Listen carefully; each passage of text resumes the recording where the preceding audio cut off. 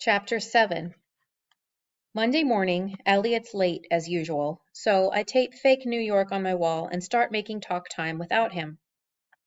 After shooting the introduction, I find Lindsay and get footage of her face, which looks less zit infested today. "David, get out!" she screams, then throws her shoe at me. Fortunately, I have good reflexes, and the shoe hits me, not my camera. Back in my room, I decide that these words will go with Lindsay's face. Today's acne forecast: sunny with a light scattering of zits later in the day. Elliot's still not here, so I put the camera on the tripod and create the list segment of the show. Top 6.5 ways to survive a summer pool party. 1. Don't go. The other 5.5 ways don't matter. 45 minutes late, Elliot finally walks through the front door with a book in his hand. "Look," he says, and offers me his yearbook. "You're late," I say, not taking the stupid yearbook from his stupid hand. "Big deal," Elliot says. "I'm always late." My nostrils flare. "It is a big deal. I started shooting without you." "So what? Don't be a jerk, David." "Jerk? I'm not being a jerk." Elliot pokes me in the chest. "Yes, you are being a jerk. And you were a jerk and a half at the mall on Friday." "Me?" I say, touching the spot on my chest where he poked me. "You were a jerk and 3/4.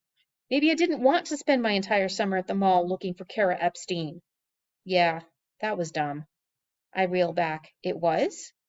"Yeah," he says. "Kind of a waste of a summer, huh?" "Definitely." I'm glad to see a glimmer of the old Elliot. "But we've still got today, right?" "Right," Elliot says, and we bump fists. "Now look." He hands me his yearbook again. Sadly, I know right where to turn. I go to the page where Kara Epstein drew those lousy purple hearts. The entry is completely blacked out and smells of permanent marker. I close the yearbook and hand it back. "Wow. Cool, huh?" Elliot takes a deep breath. "You were right." "What?" "I said you were right." "I know. Just wanted to hear you say it again." Elliot punches me in the shoulder. "I need to stop thinking about Kara. I mean, we're going to middle school tomorrow, right?" "Yep," I say, wishing I'd spent the weekend lifting weights and doing push-ups. "And Harmon will be loaded with girls, right?" I know where he's heading. "Yeah." Sixth grade girls, seventh grade, eighth. Am I right? Elliot gets a dreamy look in his eyes that totally creeps me out. He's heading down the tracks at 100 miles an hour. I guess. "So who needs Kara Epstein?" Elliot says. "She's not even going to Harmon." Toward an oncoming train. Elliot puffs his chest out and declares, "I, Elliot Isaac Berger, am going to make out with every single girl at Harmon Middle before I graduated." Crash. "Great," I say, in a less than enthusiastic tone.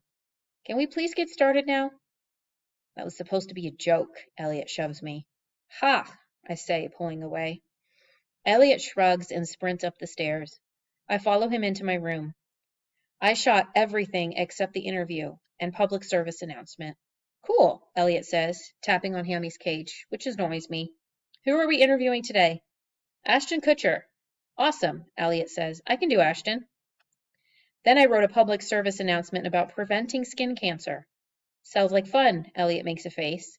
"Can't we do something about girls instead? Like how you get them to fall madly in love with you?" And why would we want to do something dumb like that?" "Because it's way better than your stupid idea." I exhale through clenched teeth. We're doing the Ashton Kutcher interview about the PSA and the PSA about preventing skin cancer. I already wrote it. Elliot steps back. "What if I don't want to do the stupid cancer PSA? What if I want to do the girls PSA?" Prickly heat creeps up my neck. What if I do the interview and the PSA without you? "What if I do, moron?" "Super moron." He shoves me. "Mega moron." Then he turns away like I'm not worth looking at and mutters, "Schmo." I breathe in short bursts. Then it pops out of my mouth like a firecracker. "Kara Epstein drew 2 Purple Hearts in my yearbook." There's an electrically charged silence between us. Liar. I grab my yearbook, find the page with Kara's entry, and shove it in Elliot's face. She probably put 2 hearts in everybody's yearbook. I slam the book and throw it on our bed, onto my bed. Who's the schmo now? Elliot's lips pinch together, and he glares at me before exploding. You suck. You super suck. I breathe hard through my nose and try to think of something meaner to say. And maybe if your dad was around, my dad wouldn't have had to drive us to the mall 24 times. Elliot's eyes open wide. My stomach plunges. I know that was a low blow. I know better than anyone how awful it feels for a parent to up and leave. I have no idea why I just said that. Well, maybe if your mom, Elliot's voice cracks, and not because his vocal cords are lengthening. I bite my lip, wishing there was a rewind button on my mouth. Elliot snatches his yearbook and storms out of my room.